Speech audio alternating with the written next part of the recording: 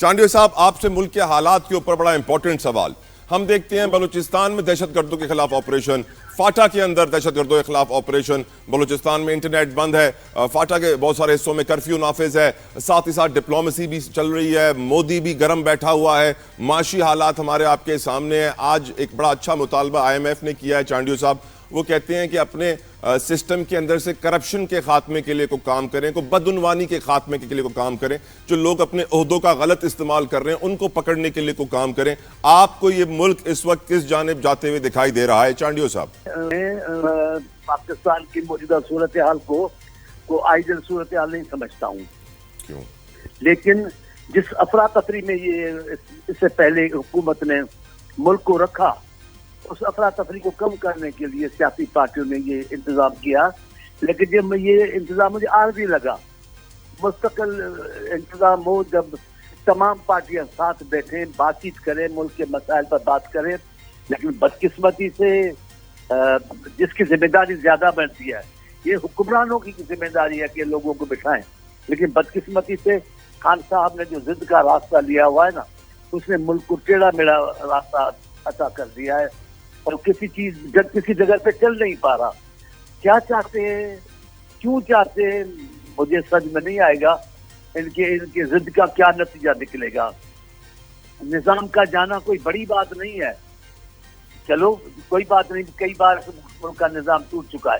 لیکن اب کب تک چلے گا ایسا معاملہ؟ ہمیں کہیں تو رکنا پڑے گا، کہیں تو پاکستان کے لوگوں کی بھی مسائل سے جان چھڑانی پڑے گی. میرا خیال ہے خان صاحب نے جو ضد پکڑا ہے، یہ ساری صورتحال اس کا نتیجہ ہے.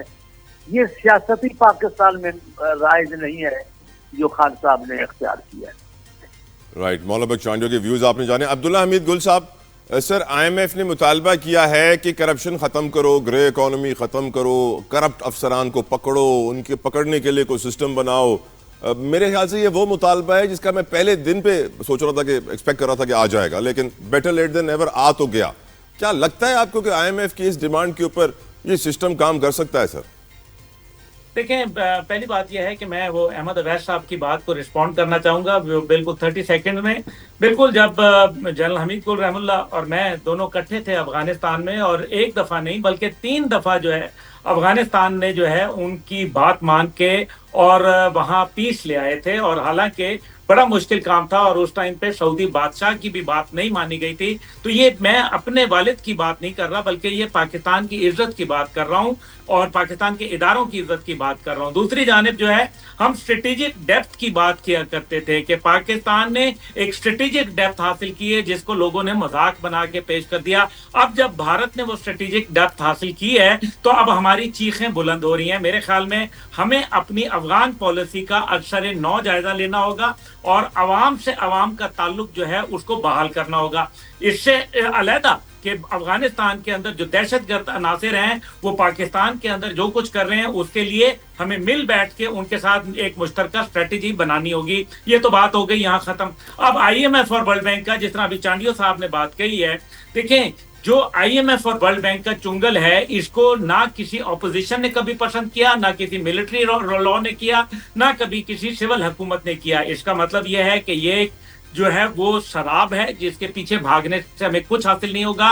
ہمیں اپنے مفادات کے اندر جو ہے اپنی پالیسیز کو جو ہے وہ سیٹ کرنا ہوگا. ہمیں جو تجارت ہے وہ ہمیں بارٹر ٹریڈ کے اوپر زیادہ کوشش کرنی چاہیے کہ مال کے بدلے میں مال جو ہے وہ ہم دیا جائے. دوسری جانب جو ہے ہمیں وسطی ایشیائی جو تجارتی منڈیاں ہیں ان کو ایکسیس کرنا ہوگا اور ہمیں اپنے سیکیورٹی جو معاملات ہیں ان کو بہتر کرنا پڑے گا تاکہ پاکستان میں استحکام آئے. کیونکہ جہاں امن ہوگا، انصاف ہوگا، وہاں خوشحالی جو ہے وہ ضرور آیا کرتی ہے. ان کا چولی دامن کے ساتھ ہوتا ہے. لیکن اس سب کے باوجود میں یہ سمجھتا ہوں کہ پاکستان میں، جیسے چانڈیو صاحب نے بھی کہا، نظام کی تبدیلی ہونا جو ہے یہ وقت ٹھہر چکا ہے. اس کے لیے اب یہ کوئی تبدیل نہیں کر سکتا. جو مرضی کر لیں، یہ وقتی طور پر ارینجمنٹس ضرور ہوں گی، لیکن تبدیلی نظام وہ جس میں حفاظت، کفالت اور عدالت ہو، جس کے اندر غریب کا استحصال نہ ہو، جس کے اندر ایک کانفیڈنس ہو، اور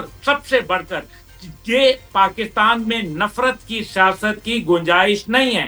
نفرتیں ملک کو توڑ دیا کرتی ہیں اور جب مثبت سیاست ہوتی ہے تو وہ ملک کی تعمیر اور ترقی کر دیا کرتی ہیں.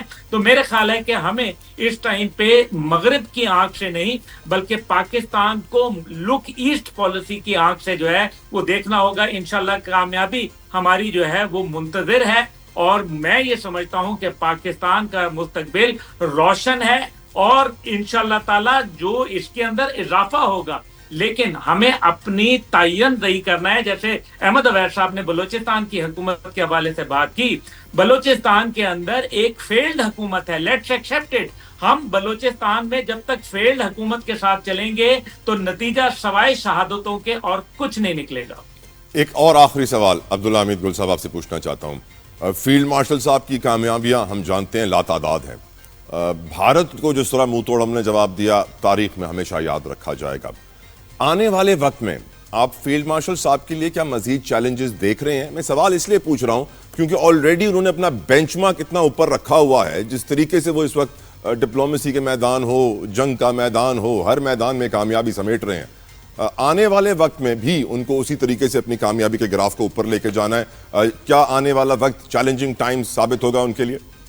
دیکھیں, مقبوضہ کشمیر سے ابھی ایک وقت میرے پاس آیا ہوا تھا, نام میں نہیں بتاتا, بہت بڑے لوگ تھے اور وہ یہ کہنے لگے کہ ہم فیلڈ مارشل صاحب کے عشق میں مبتلا ہیں اور اگر یہ بنیاد مرصوص جو ہے یہ طویل ہوتا تو ہم پورا کشمیر جو تھا وہ پاک فوج کے ساتھ کھڑا ہو جاتا. لوگوں کی ہوپس آئی ہیں, لوگوں کو ایک مسیحا ملا ہے. آپ دیکھیں کہ کس طرح سے ہماری ڈپلومیٹک ایفرٹس جو ہیں اس کے اندر آپ کو واضح وہ چیز نظر آ رہی ہے. حالانکہ 2021 کے بعد پاکستان کے جو اسٹریٹجک انٹرسٹ تھے امریکہ کے ساتھ وہ ختم ہو گئے تھے اور ہم بالکل بے یارو مددگار کھڑے تھے. آج انڈیا کی چیخیں نکل رہی ہیں, آج دنیا کے اندر عزت مل رہی ہے, ہمیں جنگ میں فتح اللہ تعالیٰ نے دی, ہم جو ہے وہ SIFC کا قیام کر رہے ہیں, ہم جو ہے گرین انیشیٹو کی باتیں کر رہے ہیں, ہم جو ہے وہ ملک کو تعمیر و ترقی دہشت گردی کے خلاف جو ہے نبرد آزما ہے. فیلڈ مارشل صاحب سے unexpected can be expected from him. یاد رکھیے جو آپ امید نہیں کرتے وہ فیلڈ مارشل صاحب سے, اور ٹرمپ جو ہے وہ ایسے نہیں عزت کرتے, بہادر لوگوں کی عزت کرتے ہیں. یہی وجہ ہے کہ انہوں نے فیلڈ مارشل صاحب کے لیے جو ہے وہ آپ نے دیکھا کہ فقید المثال جس طرح سے ایک بالکل انپریسیڈنٹڈ ملاقات تھی اور اس کے بعد پھر جس طریقے سے سینٹ کوم میں جس طریقے سے عزت افزائی ہوئی اور پھر پاکستان میں نیٹو کی کانفرنس کا ہونا سینٹ کوم کمانڈرز کے لیے میرے خیال میں یہ اعزاز کی بات ہے. میں یہ سمجھتا ہوں کہ چیلنجز ان کے لیے ضرور ہوں گے کیونکہ وہ دشمن کے اس ایجنڈے کو ناکام کرنے کے لیے جو ہے وہ میرے خیال میں انہوں نے کمر کس لی ہے جس کے تحت وہ destabilise, demilitarise, denuclearise, delink from China and deislamise کرنا چاہ رہے تھے. اس مقصد کو چیلنج کرنے کے لیے جو ہے فیلڈ مارشل صاحب جو ہے جو کہ حافظ قرآن ہے, سینے میں ایمان ہے, وہ باہر نکل آئے ہیں اور میرا خیال ہے کہ پاکستانی قوم جو ہے فیلڈ مارشل صاحب کے بالکل شانہ بشانہ کھڑی ہے. کم از کم میں اور میری تحریک جوانان جو ہے ہر پاکستان کے لیے جو مثبت قدم اٹھے گا انشاءاللہ تعالی دامن میں سخنے ساتھ کھڑے ہیں.